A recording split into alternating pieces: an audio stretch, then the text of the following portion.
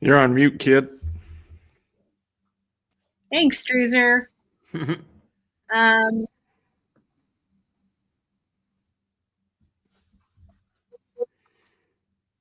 Welcome. Welcome, everybody. Sorry about that. Hopefully, everybody was able to find us. Yeah,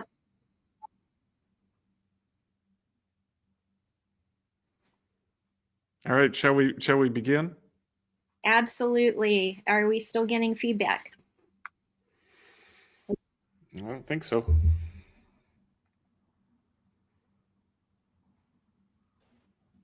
All right, I'm gonna start talking then. Please do Welcome. so. Please do so because everyone is in awe of this new experience, this new Indeed. level. All right, welcome to the Chronicle, where we, as we showed in our last episode, we know nothing about the Zodiac Killer, and so we're going to continue in that vein today by asking, the most basic questions about the case.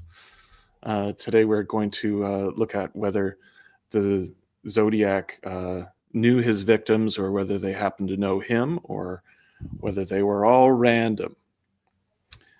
And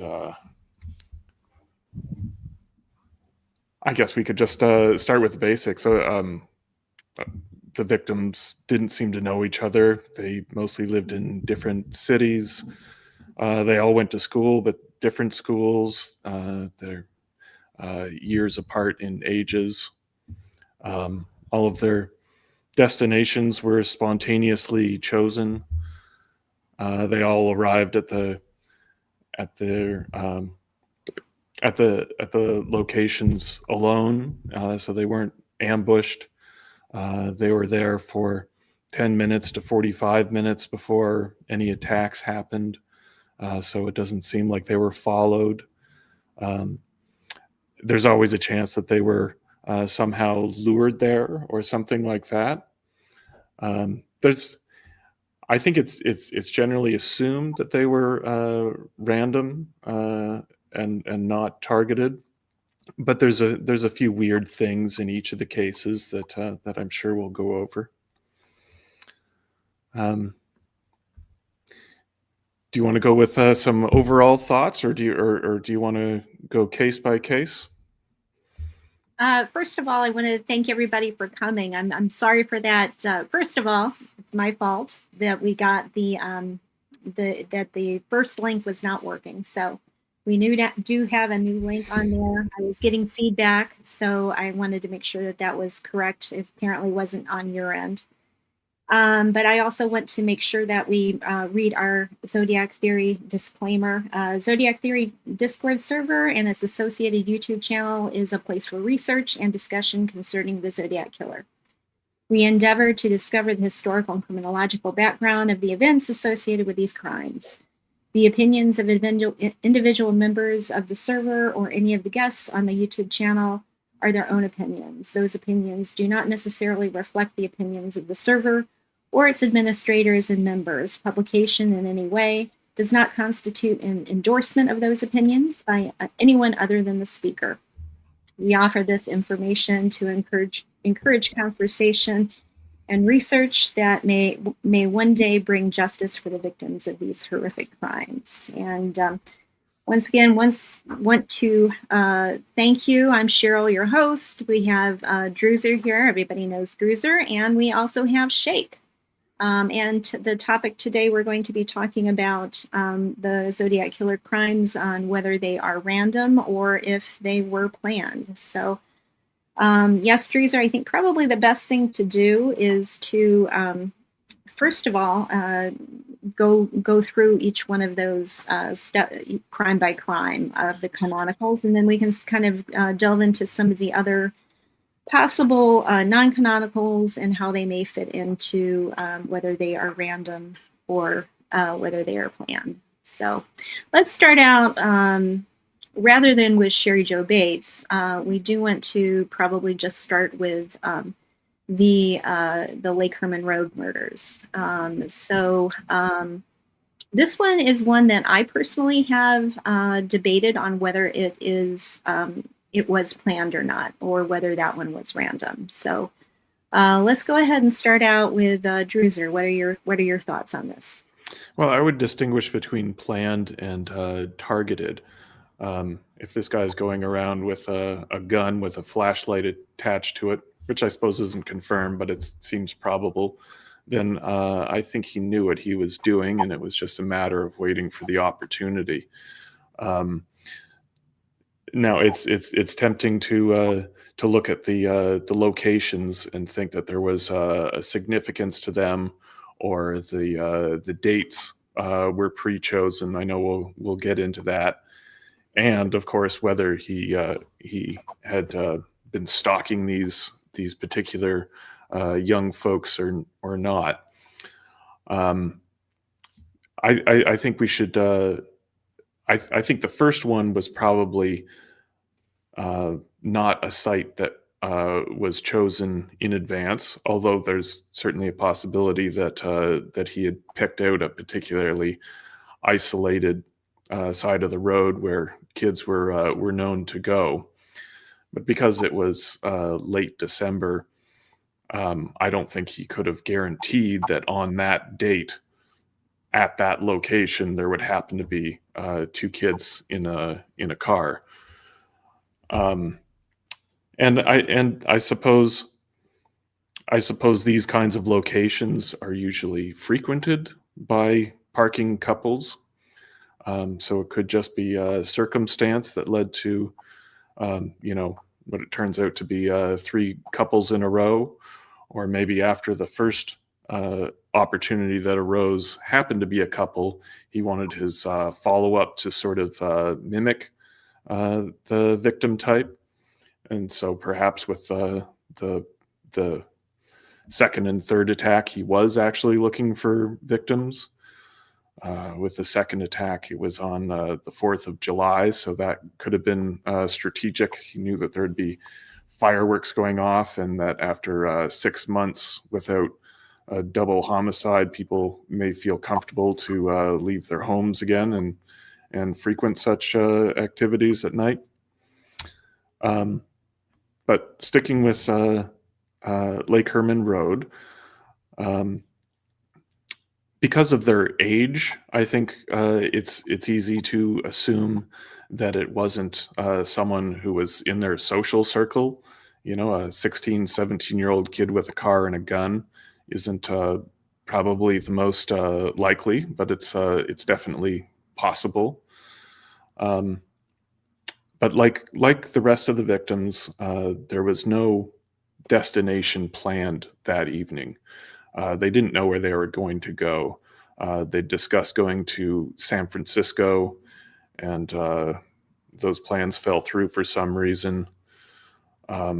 Maybe some of their friends knew where they were going or where they would be likely to go. We can explore that. Before they went to the crime scene, they met with their friend Sharon. And years later, like decades later, she said that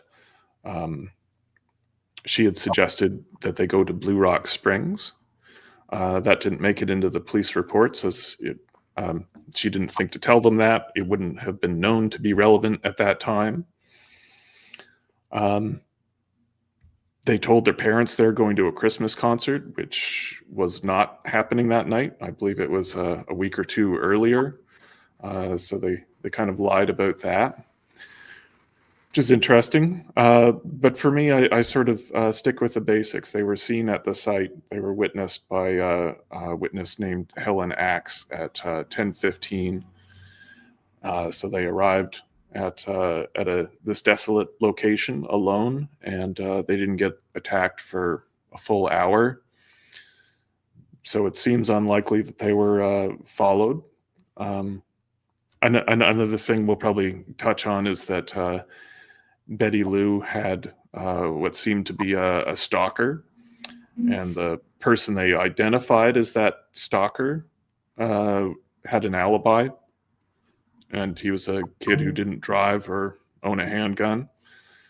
It's not, we can't officially say that kid didn't acquire his parents' car for the evening, and some weapon.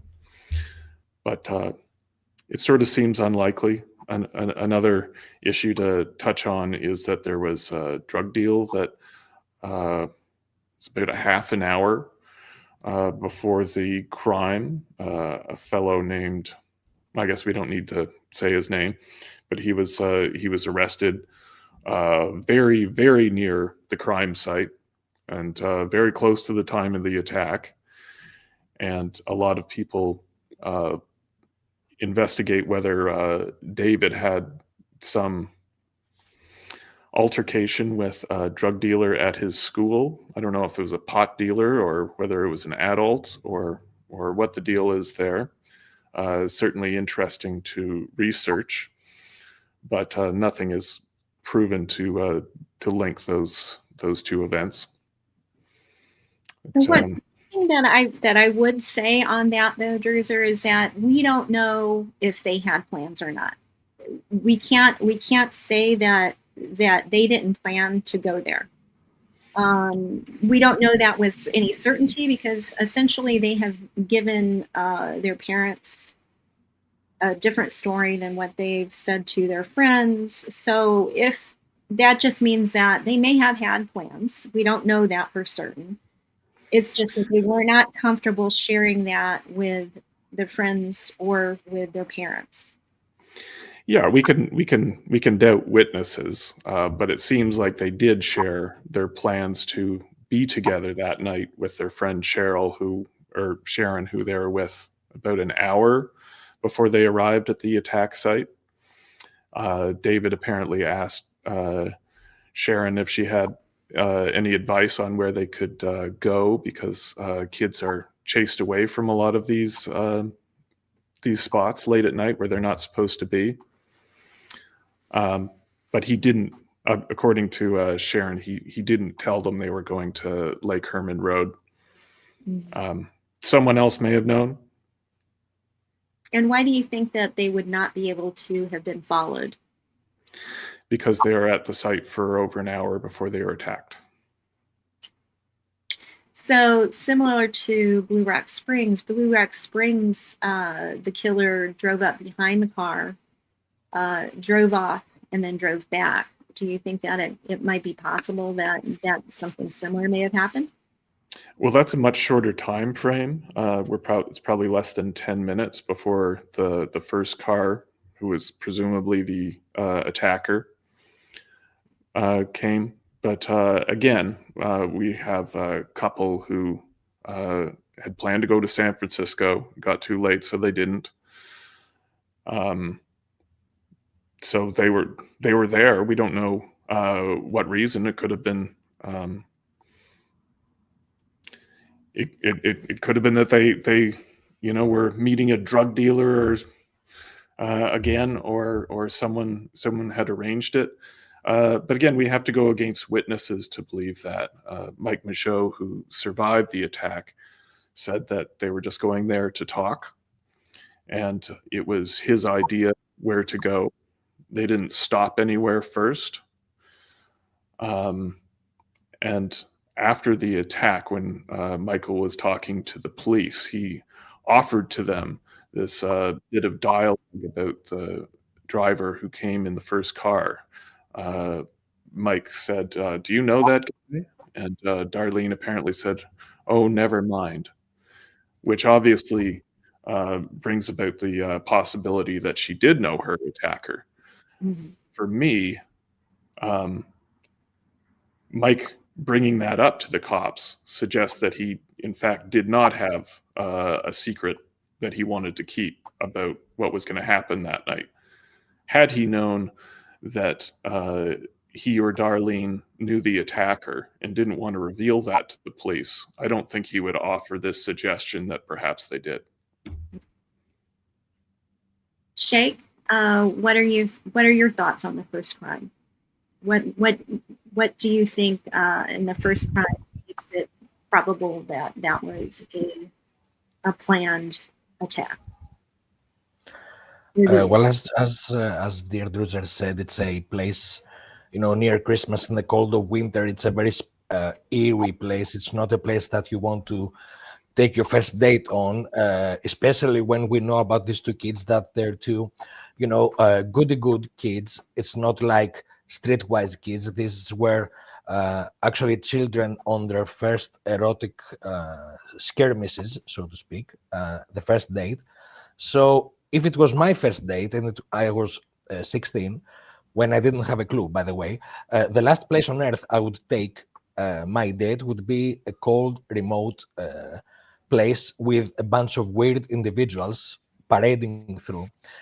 One thing that we can say about the first night is that there's a circus of weird personalities all the way. There's a bunch of raccoon hunters. There's a couple with anger issues. There's another couple that had the fun idea of going to check the pipelines. I mean, I guess when you're married for that long, that's one of the ways to maybe spice up the action. I don't know. Who am I to judge? But you have this set of colorful characters. None of them are of any help when the next day comes. They only provide fragments of the story. Maybe the most crucial information is what Druser said, that Helenax places the Rambler 1 hour located at the site of the murder. So there's two ways to explain that this guy who wanted definitely to go on a kill hunt that night just happened to cruise through a remote place, and of all places, bless his stars, he's so lucky because two kids decided that the first date should be on that poorly lit remote place, which, by the way, provides a nice setting to Mount Diablo. And he's like, okay, 18 months later, I could set a cipher, placing the center of attention in Mount Diablo. So, bless my stars. So it's either this ultra rare chance with a short window to do the kill before Stella Medeiros drives through. And you have James Owens, by the way, driving by saying that, the sweet wind chiming through the winter leaves, and then a faint sound, maybe a gunshot. So there's a very short time frame in what appears to be a very static car in a place where kids didn't usually go, in a very weird location, where, by the way, there's a lot of contracts going on involving the current position and the former position of these kids' fathers. And this is all very bizarre from a mathematical perspective. It's very weird to say, how did this happen? And it did happen. So mathematics does not exclude the ultra exceptional. And by the way, this is an argument for both sides of the coin. It's an argument to sustain and make a case for the randomness, that this ultra exceptional chance can actually be legitimate from a mathematical perspective.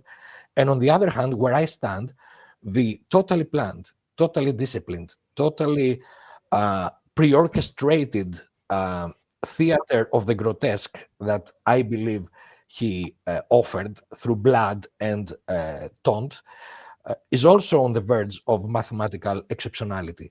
So this occurrence where mathematics is in favor of a very disciplined and psychotic offender, and being disciplined is not only in the case of being pre-planned, even in the case where it's a very short window of chance, I think it may even require more discipline from his behalf to commit the murder without any prior focusing or targeting. I mean, he controls the crime scene, he executes the victims, and he leaves without any prior preparation. That requires even more commitment, discipline, and efficiency, if you think about it.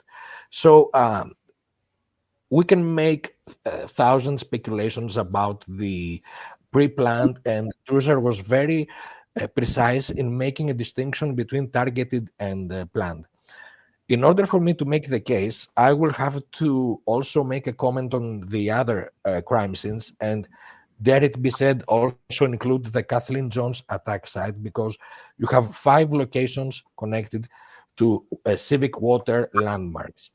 And what I did was to take 1,000 lat long pieces of data set, put them into MATLAB, and then try to calculate the nearest node, the nearest mean distance, the deviation error for 1,000 locations in California. The second set was 1,000 locations in the three counties, San Francisco, Solano, and Napa.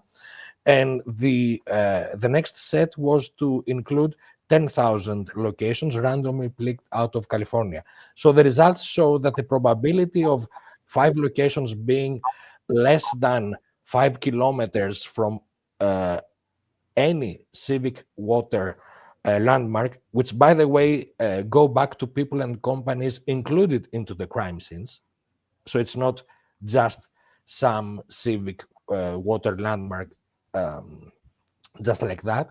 The probability is less than 1 out of 10,000. So it's 0.0001, something like that, 1 out of 10,000. So yes, even with that calculation, it can still be random. But if you cluster that, and then you cluster the dates, and then you cluster the outliers of a psychotically disciplined writer who goes to the lengths of projecting himself as the exact opposite, it takes a lot of effort to project yourself as the opposite of who you really are. To me, that shows that there are 2, 3, or 4 layers of clusters that produce, I would say, at least the investigative appetite for the opposite interpretation that there is uh, a manic psychotic killer here who is trying to execute a play. And like all theaters, it's a live show. It never goes according to plan. But if you have tried to take into consideration even the smallest details, then it just might play out as close to the original vision as possible. Mike Mageau survived. I think this was not part of the plan. And I think that because of this, it made him re-examine the possibility of leaving witnesses at Lake Berryessa. So there is revision of a plan, but the overall architecture for me was predefined. Yeah. So let's go back, and so when we're talking about random versus planned, so we're looking at one, the victims, whether the victims were pre-selected. 2, location, whether the locations were pre-selected, and there is some greater meaning to the location. What about time? Do you think that the time and the dates, I mean, are these, I guess what I'm getting at is he choosing these people just because of the availability of a good victim and his ability to get away with it, or is he choosing, is the dates and the times important to him? Well, from a testbed perspective, you can have it both ways. I mean, you can begin a movement of investigation from the one side of the spectrum, the random spectrum, and then try to integrate gradually components of targeted plan. For example, I add one component, it's the victims. I add the second component, it's the locations. And you can do that also from the other way around. So you begin from the totally planned, and then maybe you can begin to subtract various components. So I think that the best way to make a case for proving things is to begin from everything is pre-planned and then see what clicks and what begins to fail. So in this way, it's like I have to take everything into consideration as a hypothesis of being planned. Because if you think about it, there's no way, if you think that David Faraday and Betty Lou Jensen stand out as victims, there's no way to guarantee that on that date they will be at that location unless you can make it happen, unless you gain their trust as a senior mentor, kind of good American guy, conservative, full of values, maybe Christian, posing as a very pious person. And oh, by the way, we can have a meeting there. I have something very important to give to you. And by the way, have your ring at your hand because what we're doing is a ritual of sorts. So you make this hypothesis of trying to take all the little bits and pieces. And when what is the difference between this and a fan fiction, even a well-written fan fiction, that you do that in a way that has to be repeated for all the crime scenes and take into consideration all the different outliers that you are trying to make a case for.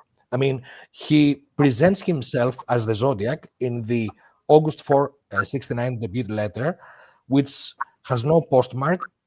We assume it was hand delivered. So my take, and I guess common sense dictates that it was finalized the previous day, Sunday, August 3, 1969. This is 36 years after the hunting accident that led to the death of Leo Schwennen, grandfather of Darlene.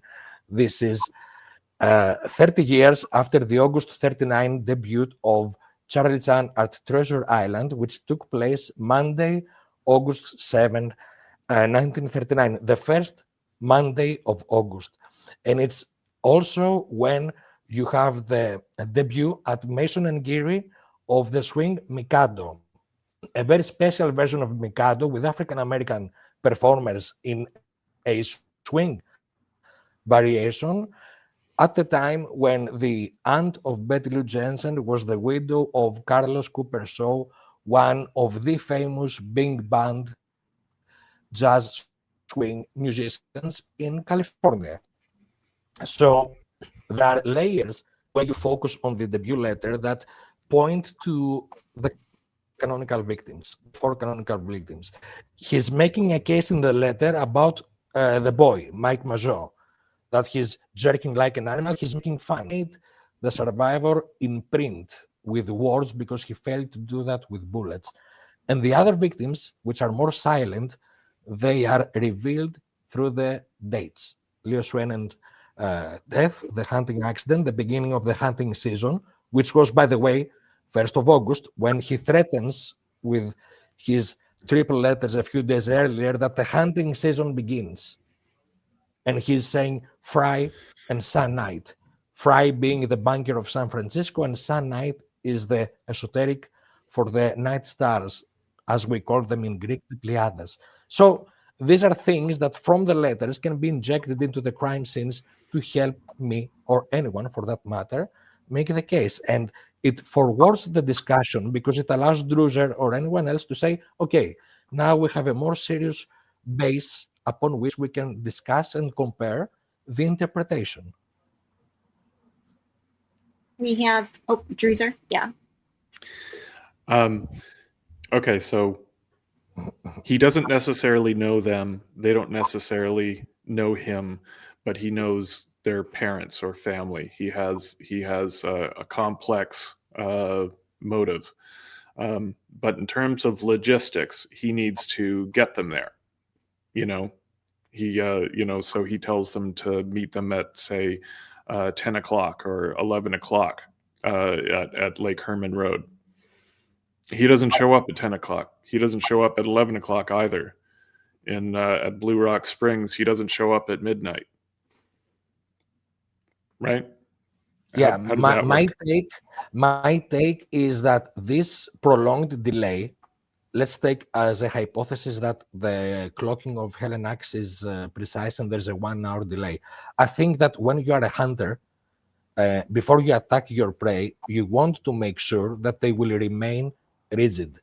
Perhaps this prolonged delay is the reassurance of the offender that these people are there to stay. This is one interpretation. There's a second one, of course, which says that he's looking for a getaway location, the route. But they were there to meet him in this proposal? In this proposal, they were there to meet him, and this might not be the first place that they gave a rendezvous. They may have met elsewhere in a more public location for a first discussion and then shift over there, a quick exchange. Like when you want to establish that someone will be at a location where there is low level of trust because it's remote, because it's weird, because people don't meet there in the middle of winter. Maybe you give a rendezvous at a first location, they arrive, you confirm that you have a first level of trust, and then you say, okay, Now, very quick meeting, only 2 minutes. Okay, guys, I have something to do first. Uh, why don't you go there and wait for me? I might be a bit late. I will show up because now you have a first level of trust, and now you can take it to the second. Okay, I'm going to put up a. I hope I'm not giving out. I hope I'm not giving out advice on how people could manipulate and lure young kids into. I'm not. I'm not saying. That's why Please. we put that little disclaimer at the front in front of the show there, Shake. Thank you. It's all on you. Thank you. We have a comment here from Sandy Vets. Sharon's brother told my Z group that they were going to San Francisco, but Sharon wasn't able to find her drug dealer boyfriend, so the plans changed. And this is going to be something that I think is interesting, because when I'm looking at whether this is planned or if it's random, a lot of what I'm looking at is a similarity between the crimes. So as we go through this, what I'm interested in is some of the similarities. One that I find in this comment by Sandy is that the similarities of what their plans were. So if Sharon had planned on going to San Francisco with them, we also then have another set of victims who are planning on going to San Francisco. We have Lake Berryessa, the Brian Hartnell. Yeah, I mean, and you have also in Cecilia, and you also have another victim already in San Francisco. So considering the distance, also there is the possibility that we don't know exactly why Darlene and Mike were in Blue Rock Springs, but there is a possibility that has been brought forward that I've heard, that it is a possibility considering the number of drug busts that were going on in Blue Rock Springs at night. And we do know that was going on. And we do have a drug deal that was going on at Lake Herman Road, a drug bust over at Lake Herman Road. So if we have now Sharon's brother saying that Sharon couldn't find her drug dealer boyfriend, we now also have another similarity among all of the victims. And as far as what their plans were, where they were going, and also a possible connection having to do with drugs. So yeah, it's a matter of putting those ideas together in some sort of compelling narrative that right. isn't just saying witnesses were lying. It's right. It's possible, but say it was. I guess one way you could string it together is David was working as an informant for the police on drug deals or something, and so maybe he took his young girlfriend out there to watch. I don't know. Is that the best we can do with a drug deal scenario? Yeah, it's tricky. I mean, the tricky part is when you try to put more responsibility into the underage victims. I mean, I try to make a scenario where the complexity falls on the shoulders of a senior offender who is able to manipulate and deceive. So the thing about underage kids is that it's easy to deceive them, especially in the case of the first two victims, because they are from very good families. They don't have street experience. Their main social circles and activities were the Vallejo Sailing Club for the Faraday family, the Knights of Pythia, and the Rainbow Sisters, if I remember correctly, for Betty Lou Jensen. She had her photo taken, published at the Vallejo Times Herald at the edition of December 20, hours before the murder. So from one perspective, that's a way to track victims. I mean, if it is the killer who is using newspapers for commemoration of events, for tracking down information, maybe also for tracking down families, lineages, genealogies, young victims, easy to exploit.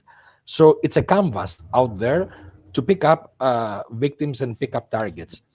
And from the other hand, that shows you a bit about the sketching of their social activities. I mean, both of these victims, they were not people who were, more streetwise, like it could be argued for the victims of the second murder. And this being said, that doesn't mean anything as well. I mean, if we're talking about a senior offender who is able to manipulate and deceive, the fault is on him. So it's important for me to clarify that there is in no way an attempt to say that victims were out at night when they should be home. I'm not using this kind of pseudo sanctimonious preaching, the conservative, that kids should stay at home because if you go out, you'll get murdered. I mean, if anything, that was maybe one of the messages of the killer that you're out, I can hunt you down, you know. And he took advantage of situations. I'm not trying to make the scenario more complicated from the victims' sides. I'd just like to offer that David didn't have any money. And if you're a teenager and you want to take your girl out and you don't have any money, that could, to my money, I think that could explain why they just chose a private spot where they could make out. Yes, of course. Okay, let's go ahead and move on now to the second one. So naturally, we have a break there of about 6 months, and we come to July 4th. So Blue Rock Springs, what do we have as far as randomness? I feel we've covered some of that, Cheryl. Mike's idea where to go. They were there for 10 minutes before anyone came. After the killer filled them full of holes, he left while one of the local victims, who obviously knew Darlene, was screaming his head off. And he stayed in town for 40 minutes and made a phone call. You see, I not only think that he didn't know any of the victims, but I don't think he lived in any of the locations he killed at either. I think his confidence in giving them, his voice, his handwriting, leaving people alive. I think his confidence came from knowing that he wouldn't be on their radar. And Shake? Oh, I agree completely about the confidence. I agree completely about the arrogance. So the, however, I would say that from a practical point of view, it's very difficult to be a total stranger in whatever city it is, and then be able to feel the efficiency and carry out the efficiency. Of course, it can happen, but for me, it's not about whether he lived at that time frame, at least in the city. It's about the fact that I believe he was able to drive about, and drive around. And it's a very interesting discussion that I was having recently, that perhaps this is a person who was born, or who projects himself as being very comfortable with the broader Contra Costa County that serves as a hub between the counties of the murderers. I mean, the Z32, among others, it's not only about pointing to Mount Diablo, it's about saying, I feel very comfortable about this whole region. And then if you slowly account for the non-canonicals, it's a huge map of the area. So I think that at least he was able to know the smart driving tips of these areas. So it's not about whether he resided there. It's about the knowledge and the expertise that he had. And I think that if you use the phone booth as a yardstick, you may have what may be seemingly interesting results, but could end up catastrophically by focusing on specific individuals just by proximity, guilt by proximity, which can be a catastrophic way to focus your energy, because it focuses not just on a tree, but on potentially the very wrong tree. So everything has to be taken. I try to make the case for the pre-planned in this case, by being very flexible about what and to what extent could be included in this pre-calculated theater of murder.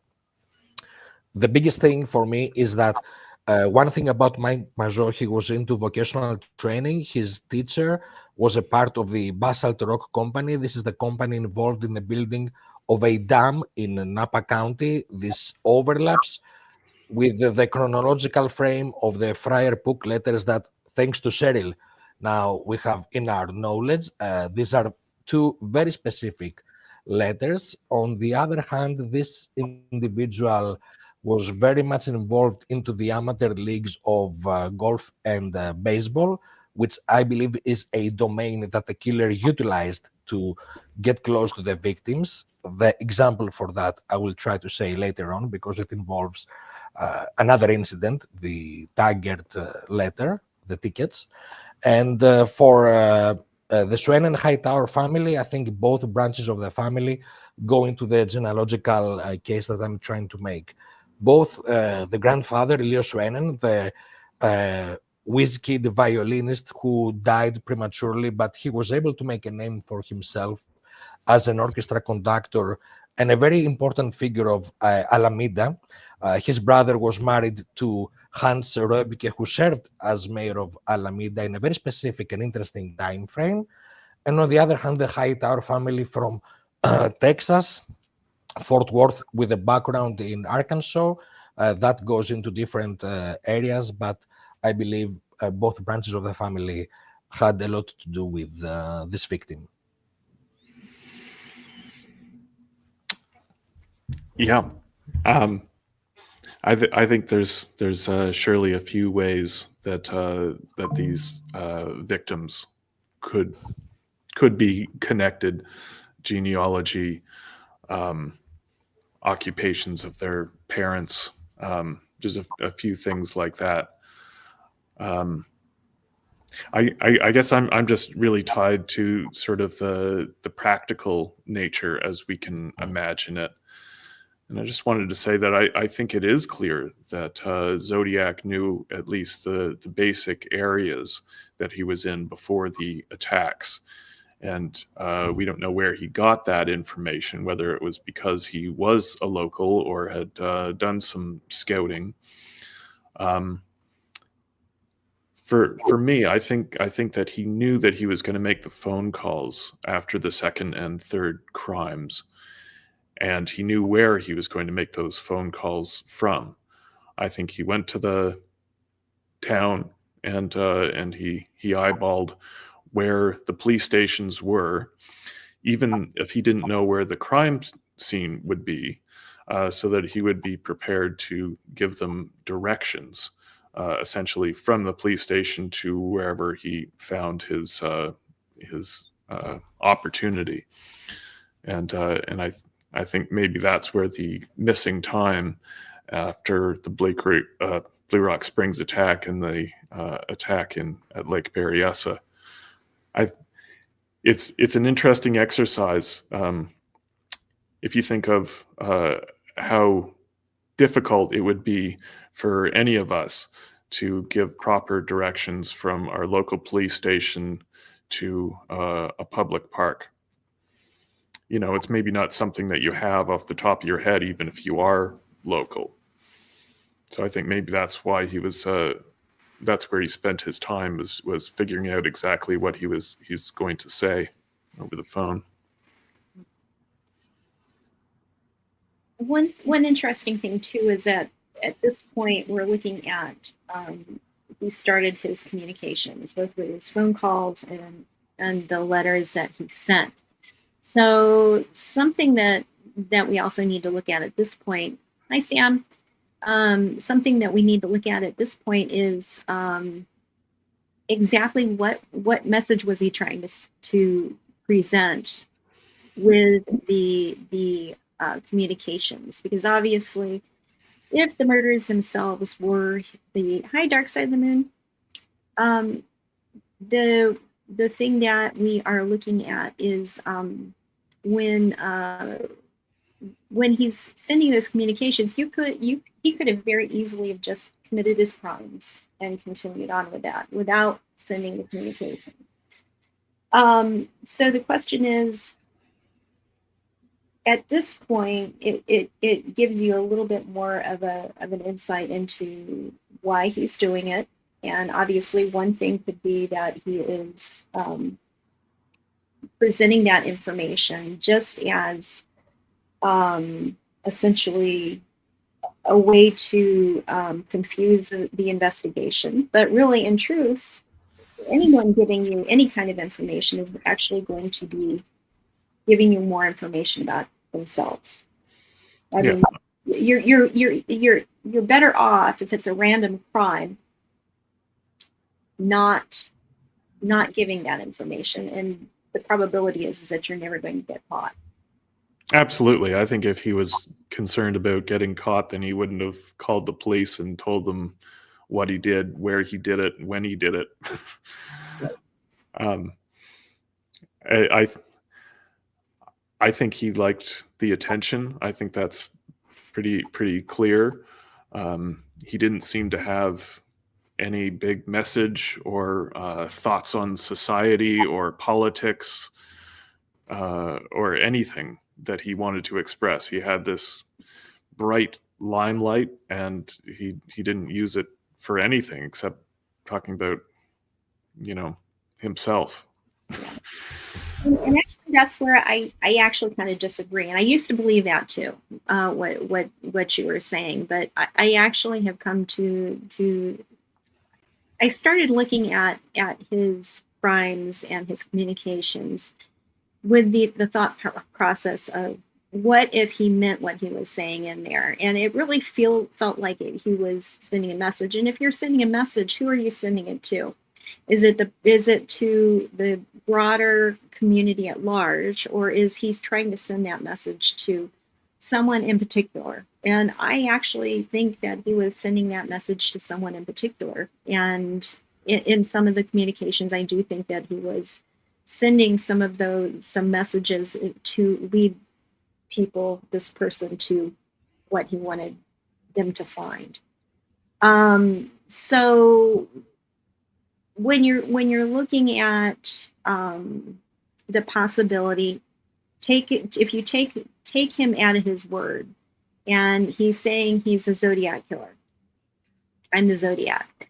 So if in his mindset, if whether he believes that what he's writing, does the locations then have an impact on the fact that whether it's random or not, the location? Because if you are looking at someone who believes in the Zodiac, and if you go further and look at someone who is whether they have a mental illness or not, but they have a belief set in the Zodiac, what other areas around that? And if you're looking at things like paganism and Druidism, the water is very important. And I think this has come up before, the possibility of the location being a possible connection to that, because the water that is running through the pipelines from Lake Berryessa downward would be important in the rituals, as far as any type of a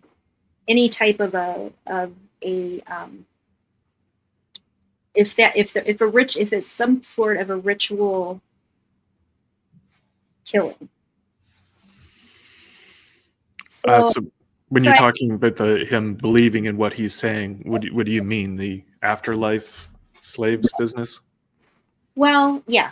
What if he really does believe that? I mean, if you are someone that is possibly schizotypal, we don't know what he may have been suffering from, if he was suffering from anything. But it is a possibility that he is believing what he is saying. And if so, there would be a thought process where these were not necessarily random, at least not on the locations. Because if you look at, they were laying the water pipelines, and those were running directly from Lake Berryessa south. All of those three murders happened directly on that route. And so there is a possibility that these were not random, at least on the locations.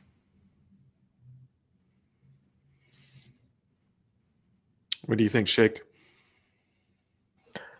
I think that's a very interesting overlay.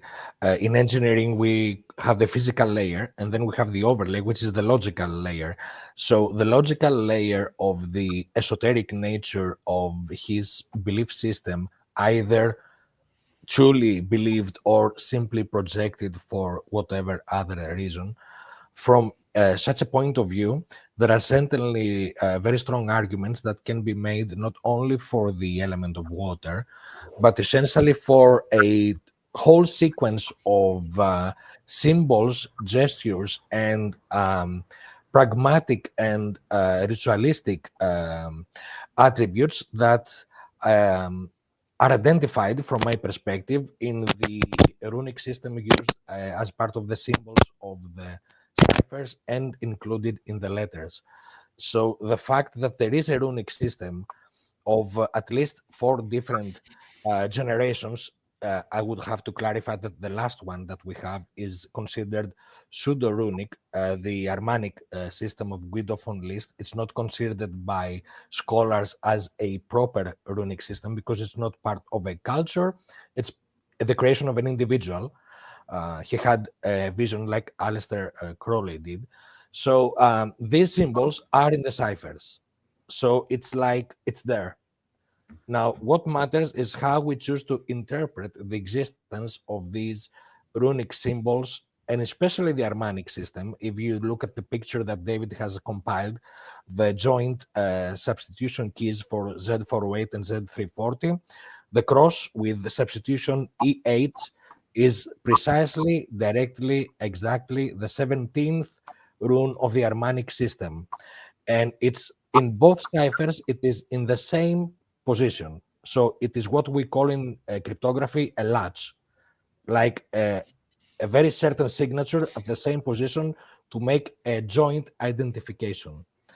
So this is one of the 18 runes of the Armanic system. It's a very negative from a interpretive point of view. It is the runic system used by the National Socialists and the Fascists.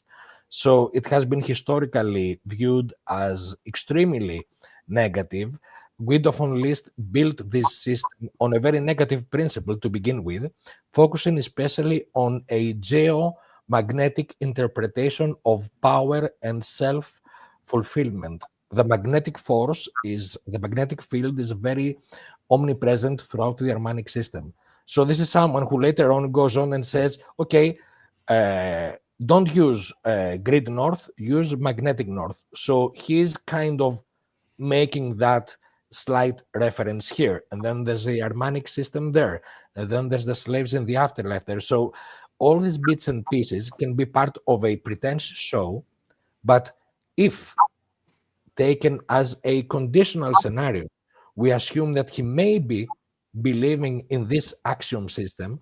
I would not be surprised because I have made the case, and I will try to have this piece out, that he is actually embracing the architecture of death, one of the main features of fascism, of historical fascism, the celebration, the macabre celebration of death. And so if that went on further to esoteric belief systems, I would not be surprised. And there are enough cultural outliers to make the case for it. The element of water is one of them. And if you use that as the logical overlay, and then we go down to the baseline, the physical overlay, the pragmatic, that Hermann Schussler worked for a Spring Valley company that has its offices in Union Square, that you have State Senator Gibson, who was one of the people targeted with the triple letters as the owner of the Vallejo Times Herald, being the one person who made the Solano Water Project his personal campaign, and the Lake Berryessa Dam was his brainchild after the Second World War. He campaigned, he endorsed the project, and he was very active in the series of contracts that led to the city of Benicia reacquiring the Lake Herman pumping station. So from a pragmatic, financial, capitalistic, socio-economic point of view, these connections exist on a physical layer, and then you can have the projection in the esoteric spiritual layer. And one would say, okay, how about the Russell House? I'm Abraham sorry, Haas, could you repeat that? one could say, how about the Russell House? How about the end of the Stein death route? Washington and Maple, and Washington and Cherry? Because in the movie, you remember Robert Downey Jr. going like, Washington, when he makes fun of Graysmith about the element of water. But Abraham Haas was one of the key investors in the San Joaquin power company that tried to build a hydroelectric plant into the vicinity of the Kathleen Jones attack site. This is San Joaquin County. This is on the fringes of Patterson and west of Modesto. And this is the territory which was one of Abraham Haas's main investments. Actually, it featured as well another person which is part of this cartography of finance. And Walter Haas became, after the death of Abraham Haas, he became the director of PG&E, essentially the boss of Thomas Faraday, father of David.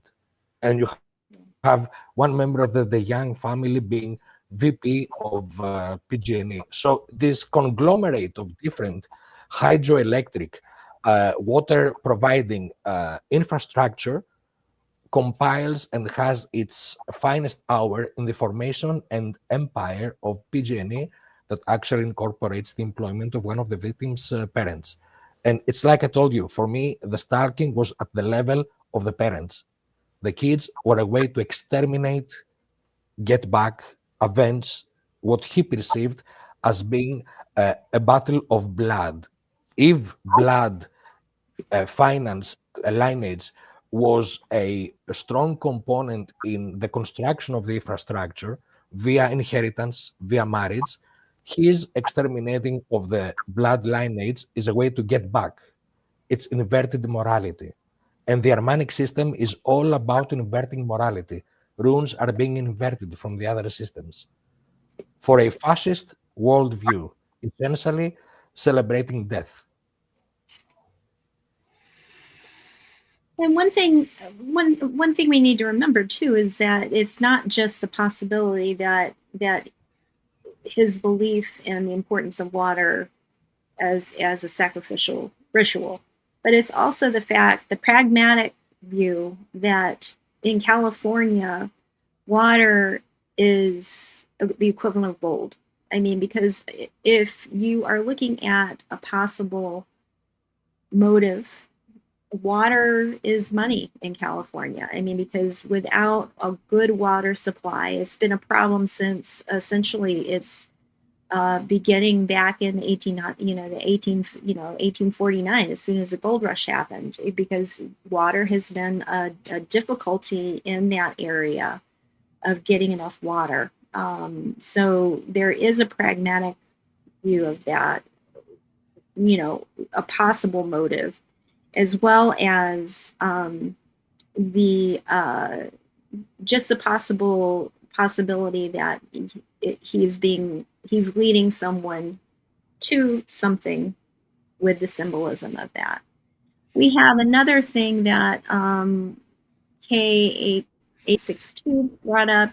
He took the time to add the editor, more specific than Vallejo Times only the San Francisco Chronicle. He wanted the letter to land on the desk of the editor. So another possibility that when we're looking at similarities in the crimes is the newspaper angle. We have Darlene's ex-husband was in the newspaper business. He was a newspaper writer. We also have another person who was a newspaper writer, Paul Stein, who was a victim. So there is an overlap of that and a possibility of it not being random. And it's also a method because if you remember, there was a case that there was a discussion, and there has been a discussion also in Zodiac Theory Discord, when Soze had written the piece about writing for print, suggesting that he had awareness or tried to imitate the spacing and to show that he has understanding of how newspapers work. Please rush to editor. And then you have this image of an old black and white movie where the message goes to the editor and the editor is like, hold the press, we have a scoop going on. So it's like creating this ambience of a scoop being provided to the newspaper. And I would suggest people to take a look at my piece about the debut letter, where I make the case that his reference of 3 to 6 inches is precisely the margins throughout the 3 pages of the letter, with a very high precision, given that this is not a typewriter, but a human hand providing the margins. He's actually creating a self-fulfilled prophecy that he can imitate the 3 to 6 inches as part of the margins. And also it's like he's not talking to the police. He's above law enforcement. He's not talking to the families. He's above them. He's talking to the press, to the editor, because he is the intermediary of the newspaper, who is the intermediary between him and public opinion. Druze, Cyril, what do you think about it? He was mass communicating, for sure. I think the newspapers are vital to his intention. After the first crime, he didn't send a letter, and we're not sure whether he made a phone call or not, but obviously he didn't launch his big media campaign for a good 6 months. I think the one thing that you need to take from that is that he killed these people for very possibly no good reason, no emotional reason. He just wanted to. I sort of take him at his word in the when he shared that in his first cipher, and afterwards, I'm not sure whether he was anticipating it or not, but he got a lot of press for less than a week. But he did. I think he maybe got a rush out of that. And then several months later, at the end of March 1969, March 30th, they did a final and extensive feature on the Lake Herman Road murders, and it was reckless as hell for them to print it. They basically said they have nothing, and one of the reasons why they have nothing is because they couldn't discern a motive, as if they didn't know how to approach a murder investigation where there was no clear idea of why it occurred. They even said that it was perhaps the most celebrated homicide currently under investigation in California. I can't believe they wrote that. They had a clip from one of the parents saying, well, we just hope that he doesn't do it again because he'll find it easier the next time. They said that in the paper. And at any rate, I think Zodiac came to like this attention.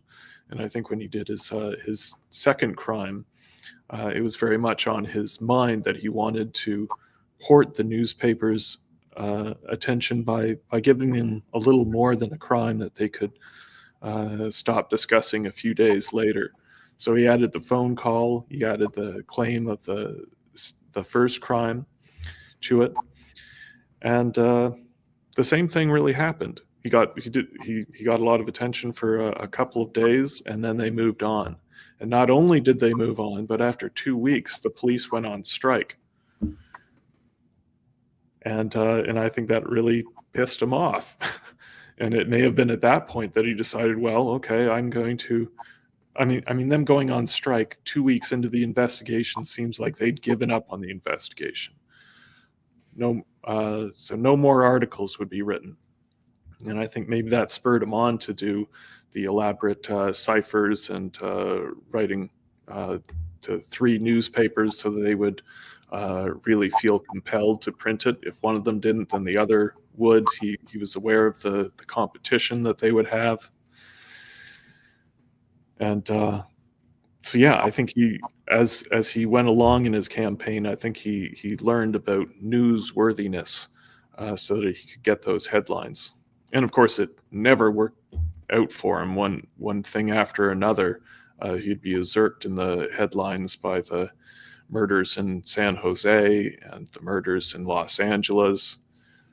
And then when he finally got his headlines back, it wasn't Zodiac is brilliant. It is, civilian puzzle solver finds code killer to be unintelligent. That was basically the headlines that he finally achieved.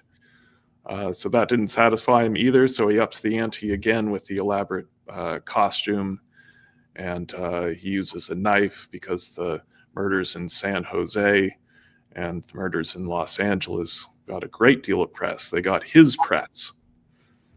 And so I think in that sense, the newspapers were vital to him. Before we move on to the next one, we have Sandy says, Officer Howard Buzz Gordon worked for PG&E after working for BPD. He was dating Buzz in July of 1969, or 4 years later. Yeah, and Buzz Gordon is where we got a lot of our information about Darlene possibly being into the occult and possibly dating more than we can confirm. Okay, let's move on to the next set of murders at Lake Berryessa. So, Brian and Cecilia, what are your thoughts on that, Druser? Kind of the same as the other ones. We have a couple who didn't know they were going to get together that day. So therefore, they didn't have any big plans that evening. When they did form plans, it was to go to San Francisco, but the timing didn't work out. So they chose a place to go.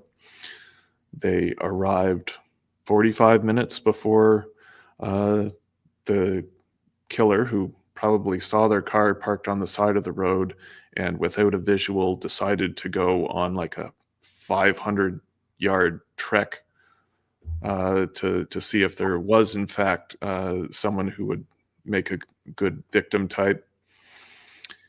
And he had his mask off until he was about 100 feet from the couple. So Cecilia was able to see his face. He wasn't hiding it from her. Maybe because he planned to kill them both. Again, he leaves before they died. Brian said he was playing dead so that the killer would walk away. But as soon as he did walk away, he said he and Cecilia started talking immediately. So he doubted that the killer thought that they were expired. Clearly, if they didn't get medical attention, they would have died. But what does Zodiac do? He immediately calls the police and tells them where to find these people.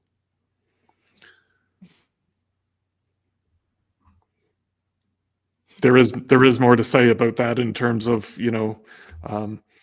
what could have happened in sort of a more planned sense. Brian had car trouble that day. And so one thing after another, if you go back and you say, well, the Riverside crime was Zodiac, even though it seems like they don't have a print match, then that would match the MO of that particular crime. And it would further match another potential crime associated with Zodiac, and that being the Kathleen Johns incident where she was kidnapped after car trouble. So that's possible. Again, if the Riverside activity was truly Zodiac's, then there's some pretty good evidence that Cecilia and Sherry Jo Bates knew each other. So there's something there, but it seems unlikely on the whole that they were followed there because of the time that elapsed from their arrival to Zodiac's arrival. He didn't seem concerned that one or both of them would survive. Indeed, they did survive and spoke to police. I don't know. And Shake, how about you?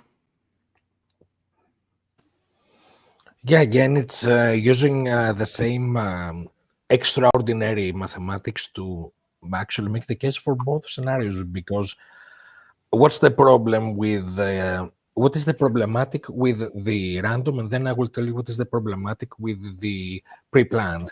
So if you go with a random scenario, you have a guy who goes down those yards with the mask, the hood, the knife, and the other drug theatrics, and he's not sure if he's gonna meet a couple, if he's gonna meet Billy the truck driver who just went there to blow some steam and doesn't want to be annoyed by anyone, or if he's gonna meet a family of 10. So that's the problem, is that he's living too much into chance, and he may have to climb up all that way, take his hood home and say, well, it's been another dull Saturday, nothing happened. And of course, that could be part of the plan.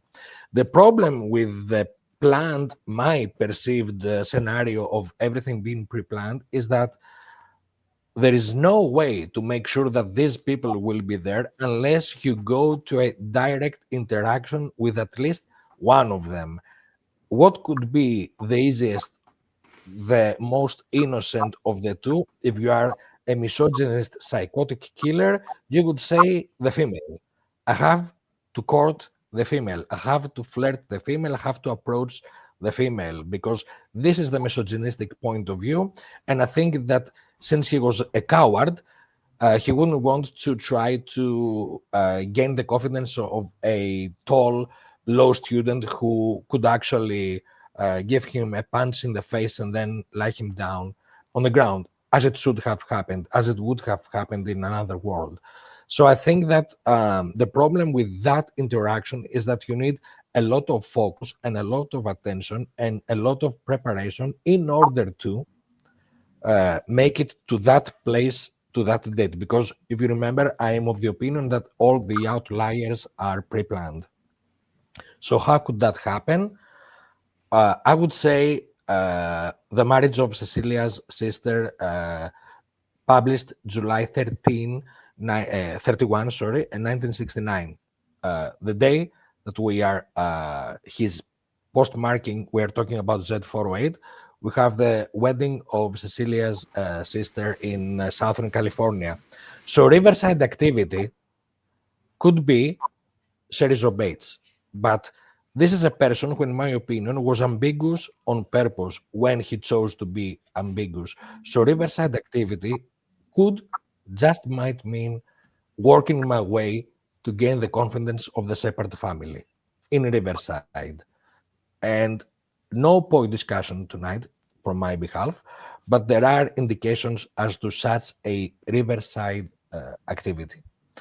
And the other aspect is, what is the importance of the Seventh-day Adventist Church, the presence in California, and more specifically, the significance of the Pacific Unwin College, because both parents of these victims are way up in the hierarchy of the Seventh-day Adventist churches, but especially the father of Cecilia Shepard was a very big name in Pacific Unwin College, and he's also a very big name in 40s Los Angeles when he's studying in the location of the Seventh-day Adventist hospital, where we have both families, Shepard, Walker, Hartnell, four families essentially, and Eller living within minutes of each other, very close also to the 1940s Glendale address of the Mazot family.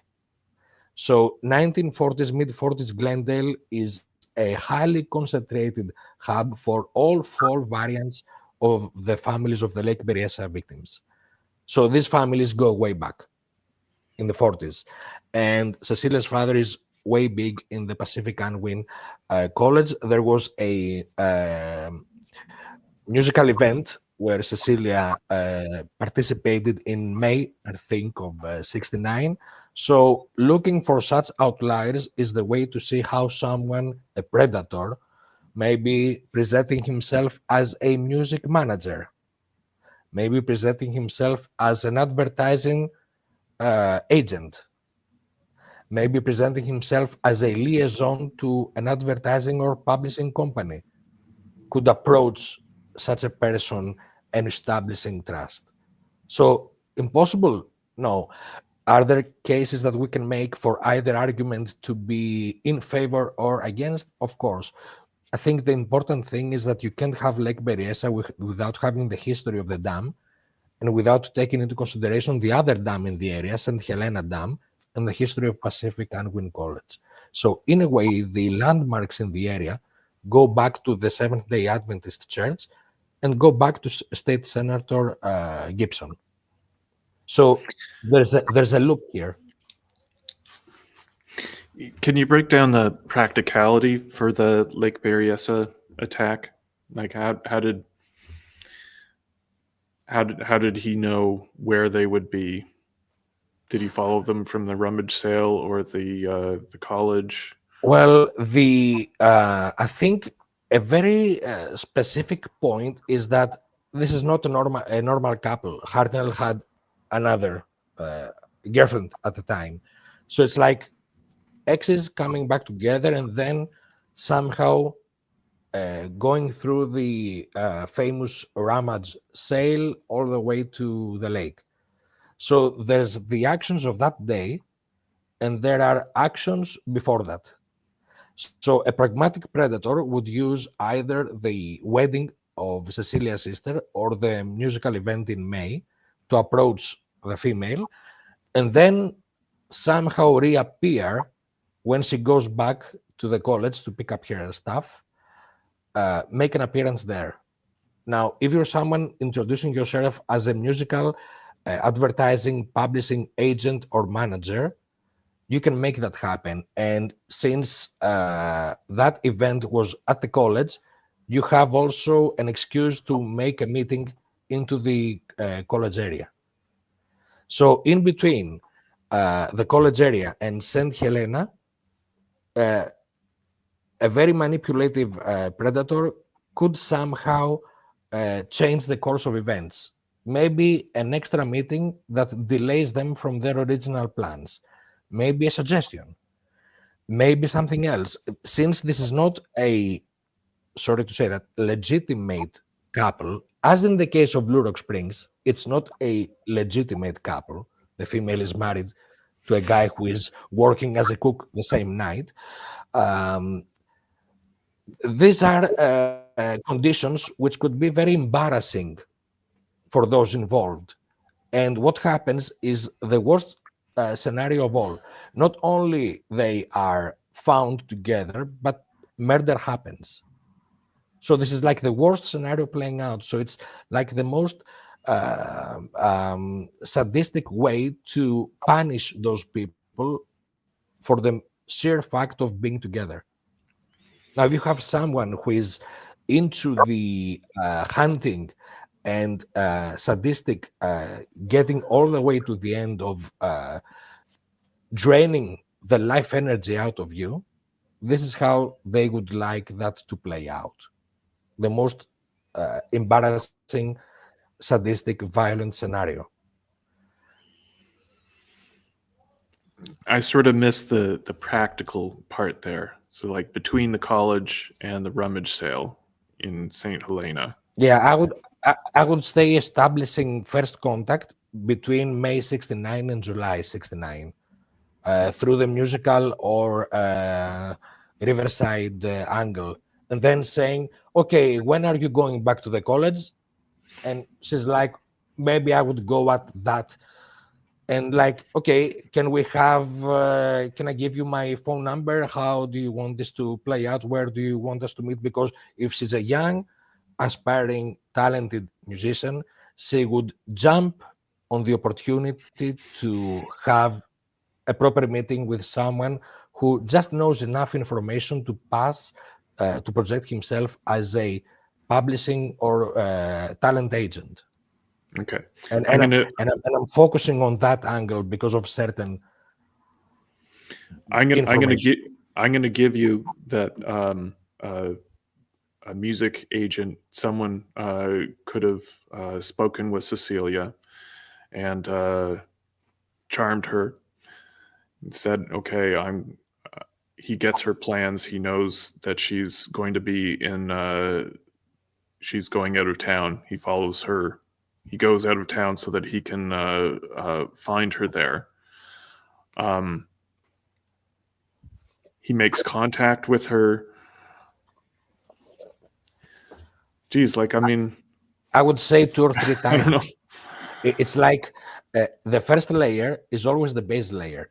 I mean, I was talking to a guy once for my band, and he was like first meeting, have a cup of coffee. Second meeting, have a bunch of beers, and Mm-hmm. then explain to me your music. And I'm like, oh my God, I'm so excited. Third meeting is like the logistics, the hard reality. So this kind of meetings, even in the real world, not in the world of deceptive murder, they have certain layers that they have to go through. You don't, you make the first handshake, and then the protocol goes like, okay, second meeting, we can be a little more open with each other. And maybe he is being the courteous talent agent who is like, okay, so you're here back in the college. Do you have an ex or something? So you're talking to this guy, or somehow introduce the element of the other party. So now the young female could be like, "Oh, I know this guy. He used to be my ex. Now we're thinking of doing something together. We're thinking of going to the big city. Oh, yes, great idea. But it's such a nice day. Why not take it up to the lake? I know a great spot where you can go, very secluded, isolated. Okay, it's perfect for you. And by the way, it's very close to an area that 2 years later we find that in the newspaper as David Faraday Peninsula." So from the killer's perspective, there's a closed loop system that he has to try and make happen. He wants it to happen that way. So Cecilia makes plans with this stranger to meet them at Lake Berryessa, and she doesn't tell that to Hartnell. St. And Helena.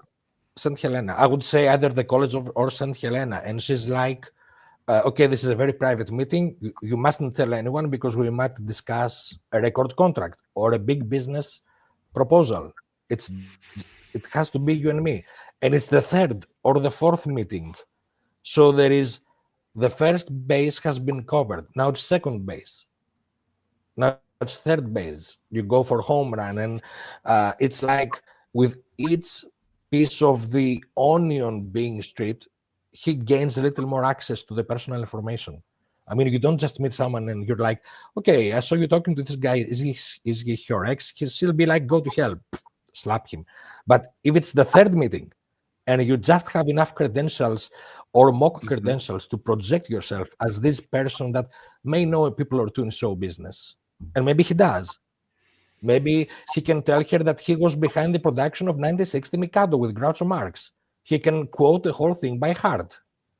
Crooked Hughes and Helen Traubel, who was very big in December of 20 December of 1941. She was one of the women of the year, by the way, 27 years before the first murder. So there's these pieces of information, and he's like, okay, maybe we can discuss a record proposal, but we have to talk to St. Helena. And she's like, where we were thinking of going with Brian to the city.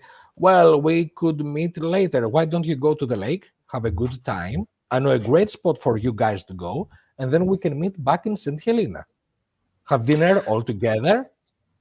Okay, so they have this meeting in St. Helena while Brian is off taking his newly purchased television back to his Yeah. dorm.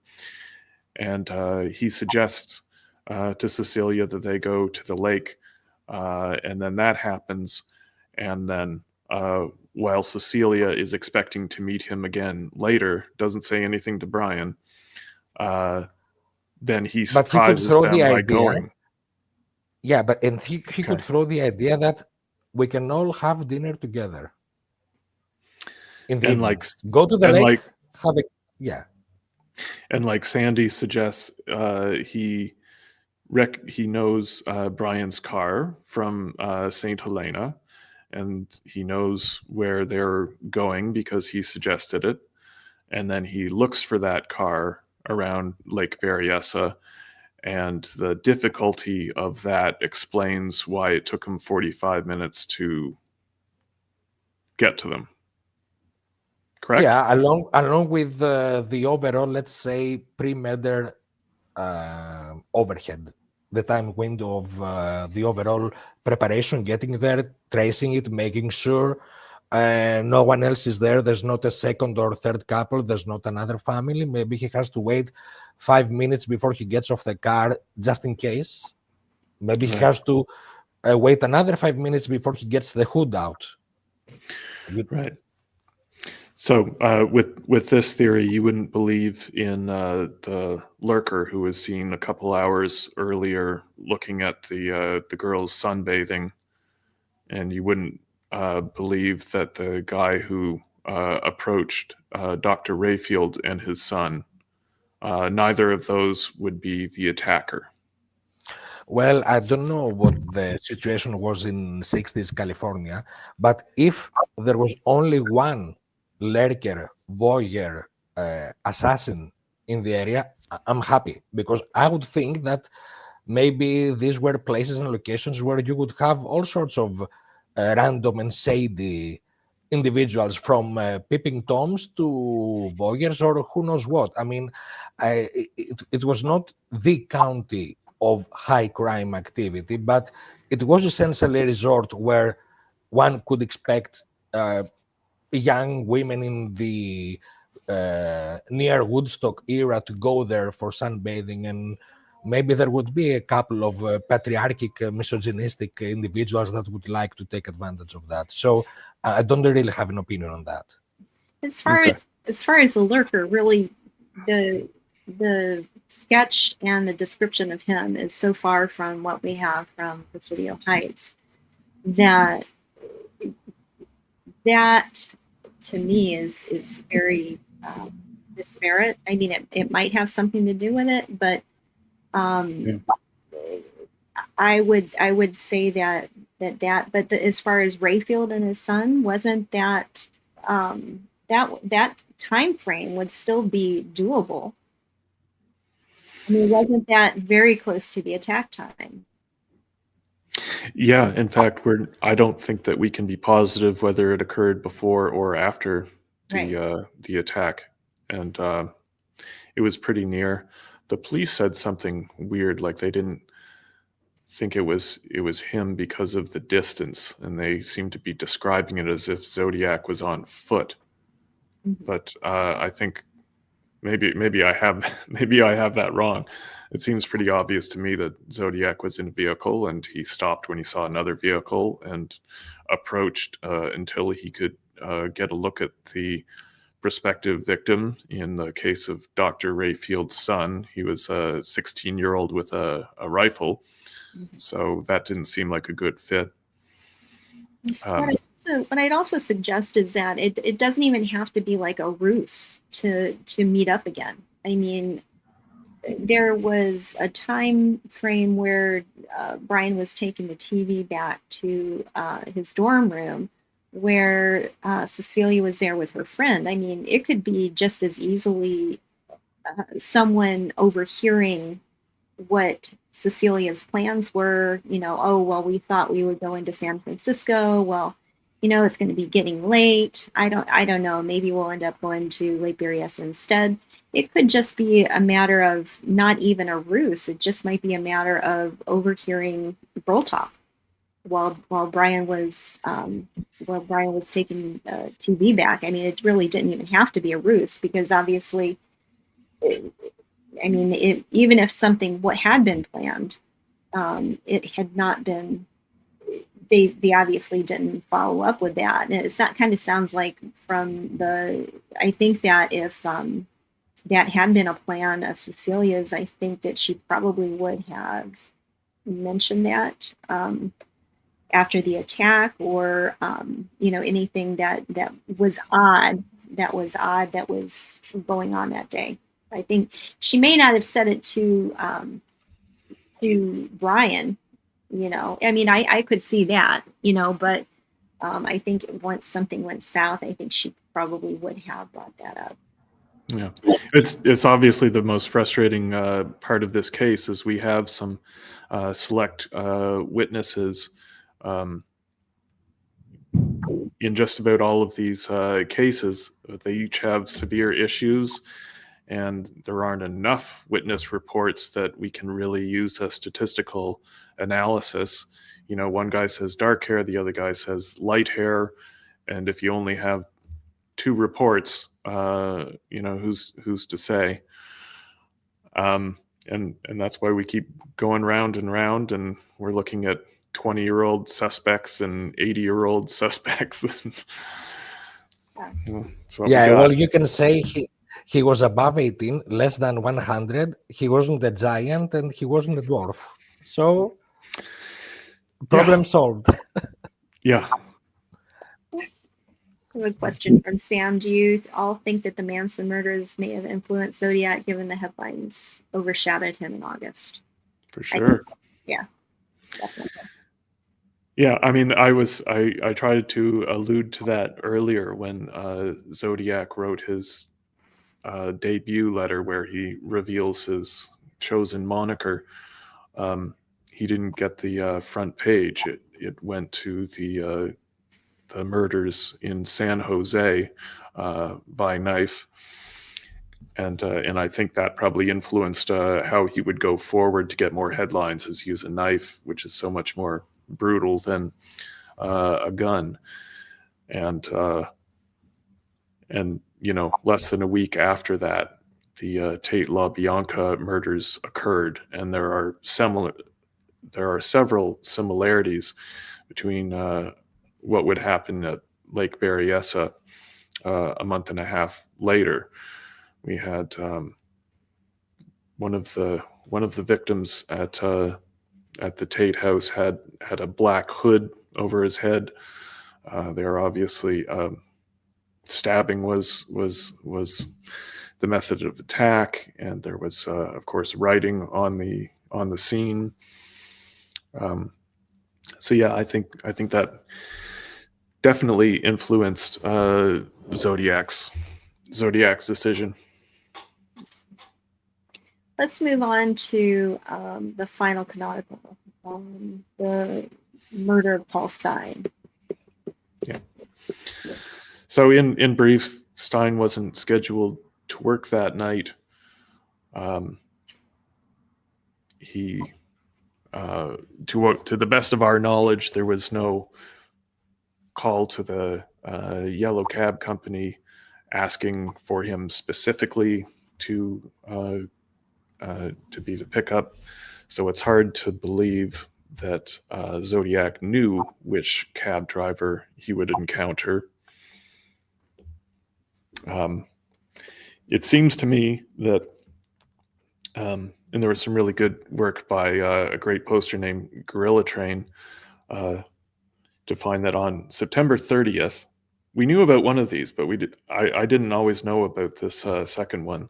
There was two cab robberies on September 30th in San Francisco, one from the airport, the other from downtown, I believe.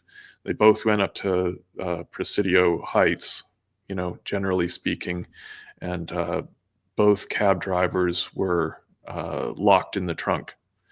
and the robber who didn't physically harm them walked away. There was a report on September 30th of the one, but the second one, I haven't found a report that came out until after the Zodiac attacked Paul Stein.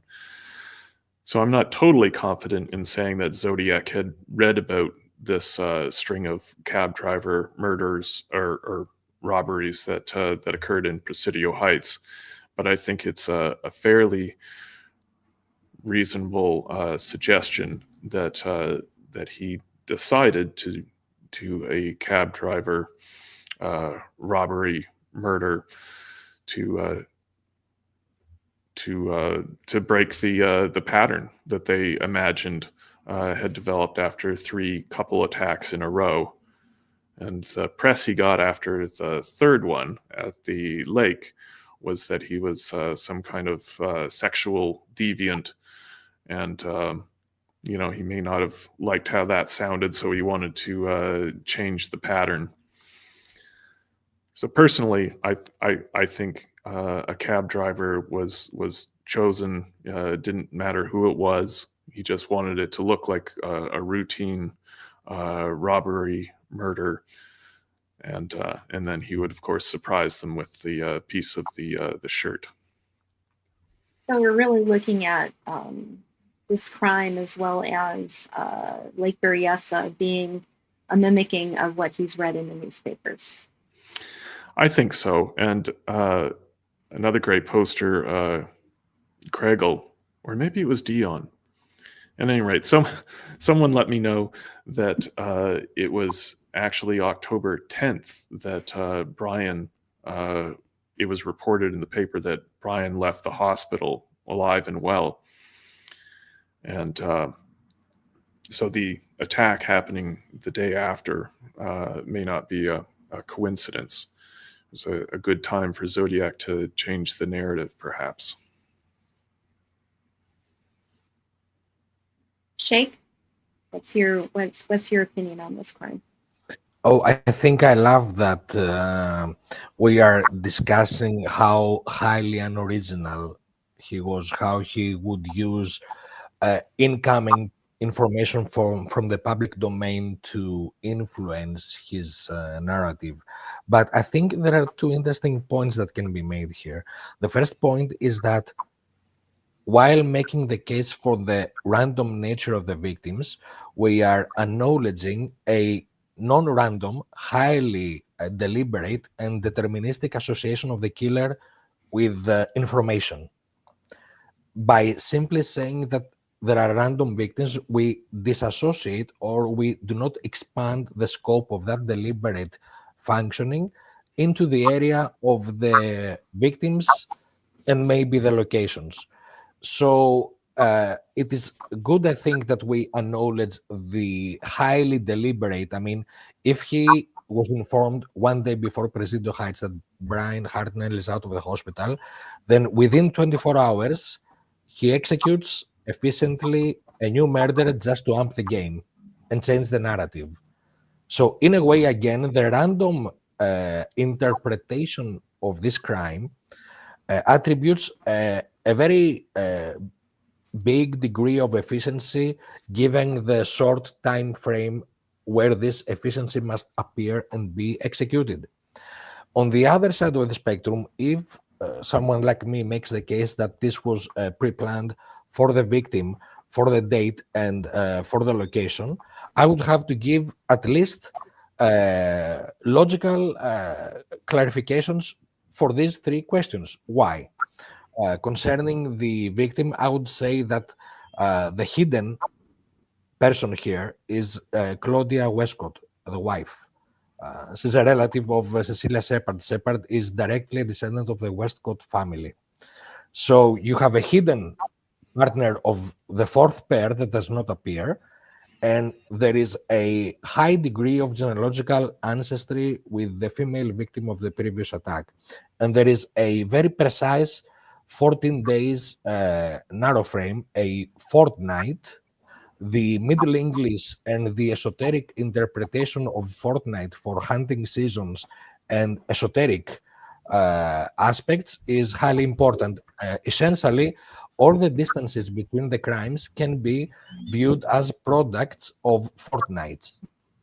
And 14 in the runic system is the box of dice, the paradise. The dominant letter is P, and then the interpretation is the box of dice. So P and dice can allude to the paradise, which is a fundamental phrase of the ciphers.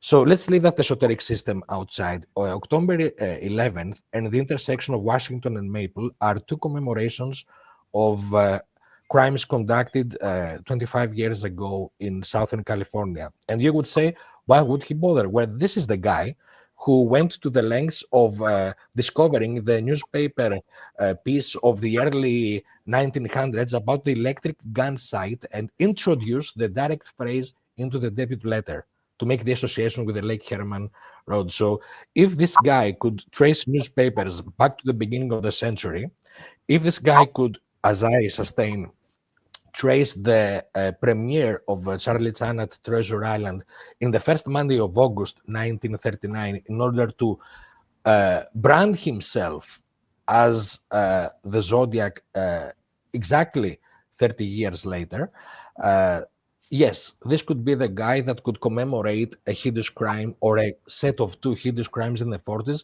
even if he didn't have anything to do with the crimes themselves, because he enjoys this kind of commemorative process. We can see that from the Melvin Belli letter that introduces a new persona of the Zodiac, the shameful perpetrator who is talking to the fatherly figure, while in essence he is appealing to the base instincts of a lawyer who would defend anyone anywhere.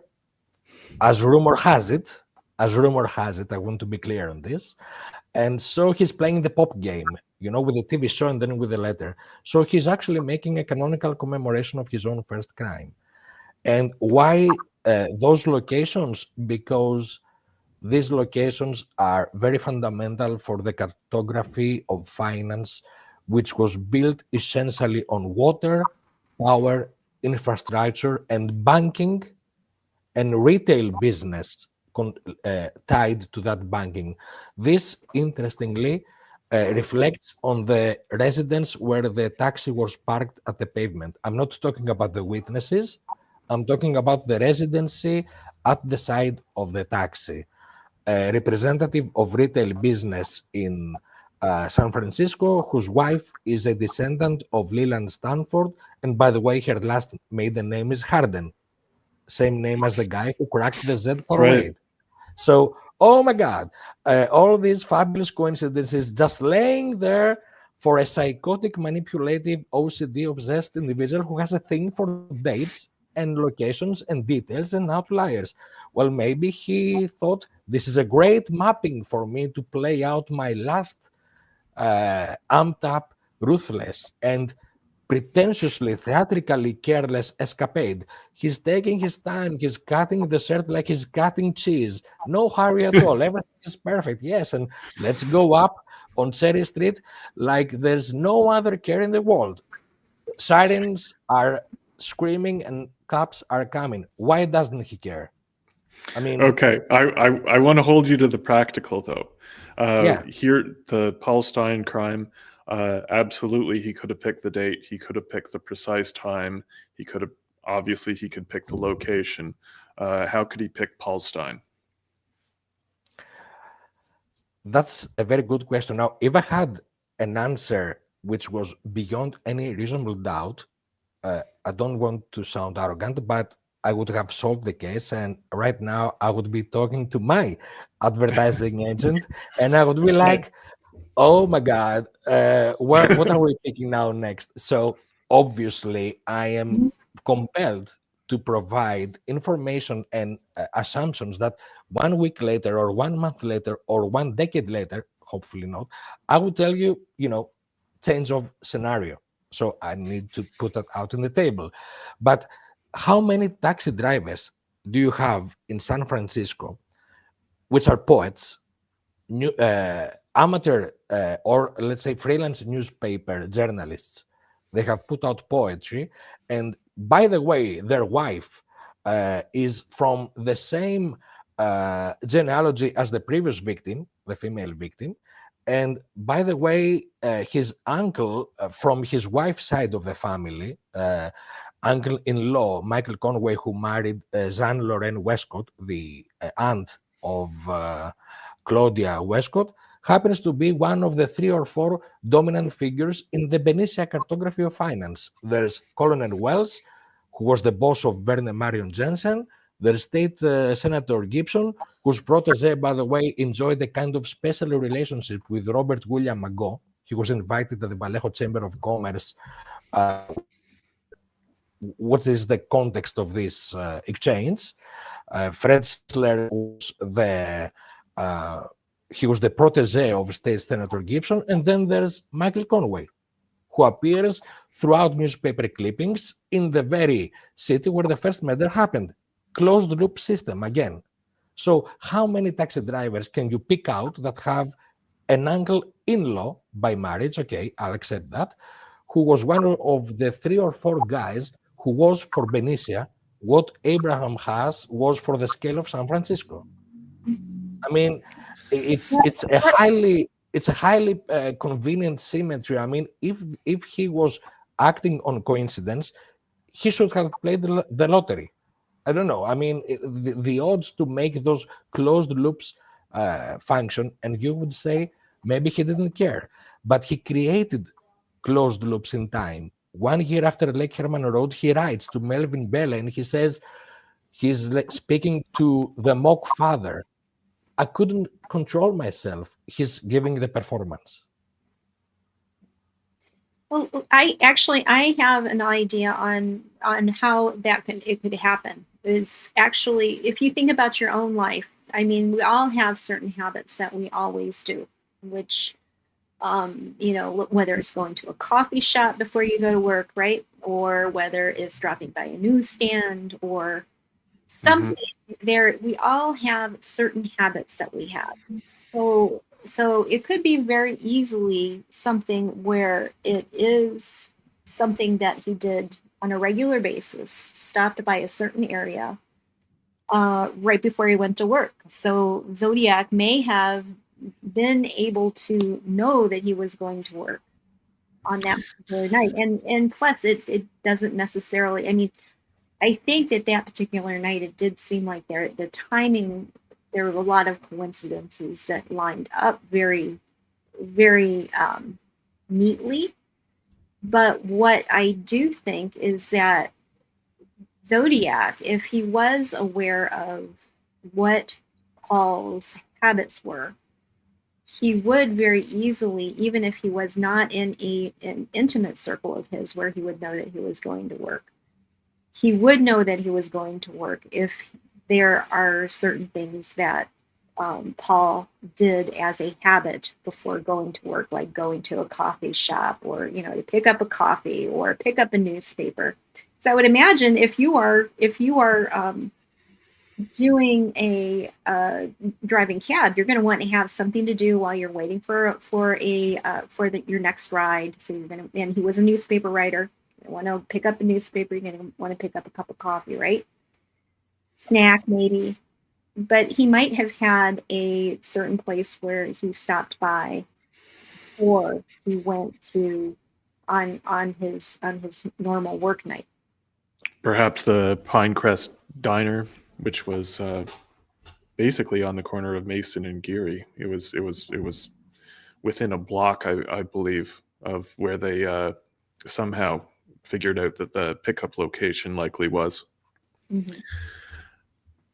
So to put that in real terms, though, the date isn't important. Brian getting out of the hospital the day before isn't important, but he was following Paul Stein, who may have had the habit of going to the Pinecrest Diner before work. And even though in this case he wasn't scheduled to work, the killer took a chance and went to the Pinecrest Diner, and lo and behold, Paul was there, even though he wasn't. He was taking a fare from the airport before picking up. Well, let me put it to you this way: it wasn't necessarily Pinecrest Diner, but let me say this: how many days out of 7 do you go to work? 5 at least. I mean, this guy was somebody who was going to college. He was finishing up his doctoral, as well as driving cab and selling insurance. So this guy probably worked a lot, one way or the other. He was working a lot. Yeah.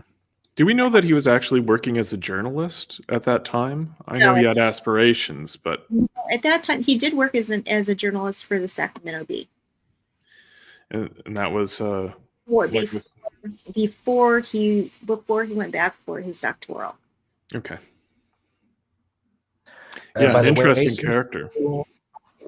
just to say this, since you brought up the Pinecrest, the Pinecrest in the 20s was Café Marcard. It was opened by Harry August Marcard, who used to be a maître d'or, so to speak, if I am spelling it, if I'm pronouncing it correctly. I'm a plebeian, so forgive me. At the previous incarnation, that was the Café Scholaris. Now, this is the first employment of Leo Swenen, grandfather of Darlene. Pinecrest used to be Café Solaris in the 1910s, and in 1914 is the first employment of WizKid violinist prodigy Leo Swenen, along with Arnold Johnson, who went on to become one of the key figures in the emerging swing scene. That also featured, of course, Carlos Shaw, who was married to Jensen's aunt, the sister of her mother. Closed systems. Again, I'm not looking things where they're not, because the employment is there. His address was one block down from Union Square on Mason, and he was working at the very corner of Mason and Geary. Actually, he was part of the St. Francis Orchestra as well, where Abraham Haas used to stay, and it was actually his last registered residence. Would you agree, Sheikh, that in terms of the Presidio Heights murder, that one would have to choose between a targeted victim or a targeted date because he wasn't supposed to work? Oh, I would say that if this is a guy who feeds on weakness, if this is a guy who makes friendship with a mask and plans to kill, if this is someone who approaches his victims with various layers and manners, I think he could be just a guy that would say, please, I need a cab ride today. I will pay you $200 because I have a big business with the Haas family in the Russell house. Take me there. Or someone that Because- he knew. Because I know so and so, because Dorothy McEvoy was the first wife of Leo Russell, who gave his name to the house when he was married to his second wife, Madeline Haas, and his first wife, her brother, married into the Toland Cameron family, into the Chronicle family. So the Russell house is also a hub of the Chronicle family. So all it takes is for a guy to be well-dressed, well-rehearsed, and play out the scenario that I know these people. I will pay good money. Take me there. And how could you do that? I mean, I used to have a cab driver that would pick me up every Friday night when I came to Athens. And after 7 weeks, he told me, why don't we have a podcast together? Just say anything off the air. I mean, all it takes is a few rides, a few recurring themes, a few recurring facets of proper conduct. Well, for me, it was real. For another guy, an offender, it could be rehearsed. And then you slowly begin once again to gain the confidence. And if you are a psychotic offender who is a known, an efficient predator, you know how to feed on weakness. You identify weakness and you focus on the weakness. You find the soft spot and you say, okay, let's form a habit together. I mean, when we talked to Cecilia earlier, imagine a talent agent calling her or meeting with her 20 times in 2 months. this is someone that she will not bring up in her last breaths, because in her mind, that someone could be as mentoring as a distant uncle. If you can just register yourself into that facet. I'm not saying this is what happened, but I'm saying it can happen. Yeah, I mean, And I'm it sure, is easy for people to talk their way into getting you to do things. It is. and it was the 60s. I mean, it was a period where people were more open than we are now, I think. Yeah, yeah. You know that from hitchhiking. I mean, we don't do that hitchhiking now, but back then it was very, Yeah, I very mean, common. now you have a friend request and you're like, who is this creep? I Right. mean, it's natural. We have the know-how, we have the experience now. We have a list of 25 serial killers that they are part of the pop culture public domain. I mean, back then things were different.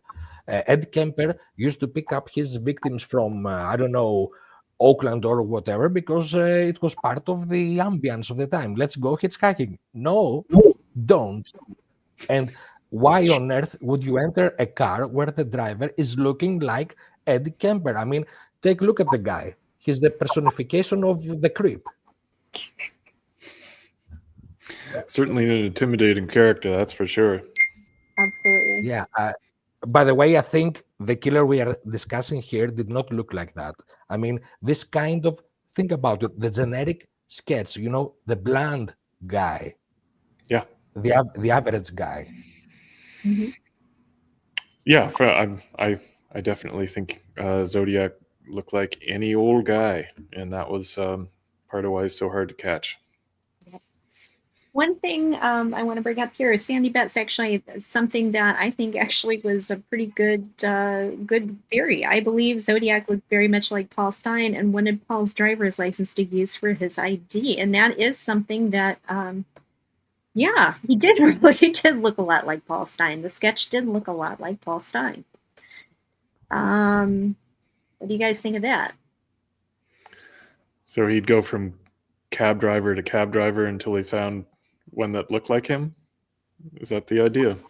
Well, it's Sandy's idea, but I think that if we wouldn't have to go cab driver to cab driver, but you'd know if somebody looked like you if you. I'm not getting in that cab. He doesn't look anything like me. What would I need his ID for? I want to say hello to Sandy. It's great to have her here. I want to acknowledge her resilience throughout all these years and how active she still is, and how much she wants to participate in the discussions. I want to say hello to her and thank her for being here with us. I don't know. I mean, concerning Paul Stein, most people have seen just that photo, and when they see the other younger or more normal looking photos, they have different. They think it's not the same individual. So imagine what this does in terms of facial patterns and facial recognition. I mean, when we go back to the whole idea of who looks like what in general, I mean, sketch or no sketch, different perspectives and different momentums in time can give such a radical deviation of a person's face that you think it's not even the same person. Mm-hmm. Yep, Yeah, could be. and also keeping in mind that the DMV letter. I mean, we don't know what was in the DMV letter, but it'd be interesting to find out what was in that letter. Yeah, I'd like to know how they could have authenticated such a thing. Hopefully we'll find out. Maybe Donald Duck, maybe. Do we know that was authentic?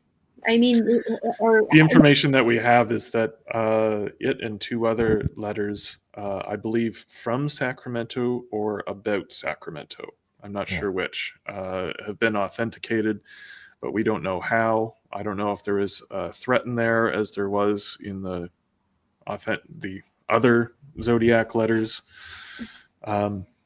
I don't think we have a lot of information, and I can't imagine a scenario where we would learn more, but we can hope. Yep. Can I see that one again about Geik? He knew Guy cartoons. I think Zodiac was there because he was dropping or picking up something from Geik. Okay, so this is something that has to do with the specific people that may be discussed in the context of what we said earlier about persons of interest. Yeah. But I think it's good that in our discussion we keep it isolated from that discussion, not because we don't want to entertain the discussion, God knows I do, but because I think it's a very good discussion when you isolate those fragmented details with the attempt to put them into a plan without giving a face to the unknown individual. Right, I exactly. think it's more worth it. It doesn't necessarily have to be even Geik. It could be another unknown. You're right, another unknown individual. Well, that fellow is interesting in this context because he's one of few sort of reasonable persons of interest that did very, very potentially have a link to more than one would-be victim. I was relaying an anecdote earlier that I was mocked on Tom's website for suggesting that the best evidence that Gaikowski was not the Zodiac killer was because he seemed to have known two of the victims. Yeah, And, because he actually knew them. Yeah. It could be. There's some pretty strong Yeah. linkages with Darlene and Paul. Yeah. But, I don't know. I stand by it. I think if there's no direct evidence or suggestion that the killer knew the victims, then it just becomes a huge coincidence if you find a suspect that actually did. Yeah. I would also say the professional link to State Senator Gibson and his press. This individual that we discuss, he worked essentially for Gibson Publications. That's interesting to know. Gibson Publications. Yeah. All right. So we've been on for about 2 hours talking about this. Do you think we're any closer to the truth? No, Oh, definitely. But it's been definitely an interesting discussion, though. I've no, we are closer to the truth because we came closer to one another. Was it too much of a new age statement to say? Oh no. I mean, if you can make a discussion and you can have radically different points of view, and you can have a discussion where you can have a good discussion and have a few laughs and be civil to each other and incorporate the discussion that goes on in the chat, comments, questions, I think this sets a precedent in a good way that we can work things out. Yeah, this is a case that we're not going to solve in 2 minutes. There's possibilities and there's probabilities, and I'm content to just stay with the probabilities. You know, this is probably what happened. That was probably what happened. But obviously, I'm not going to solve the case that way. The only one who is going to solve the case is someone who's outside the box, like either of you. And I'm glad we had this talk because we've been discussing your theories, Shake, for a couple of years now. And the material is so dense, and there's all of these anomalies and connections, and they haven't quite come together to say, this is what happened, this is why it happened, this is how it happened. We're not quite there yet.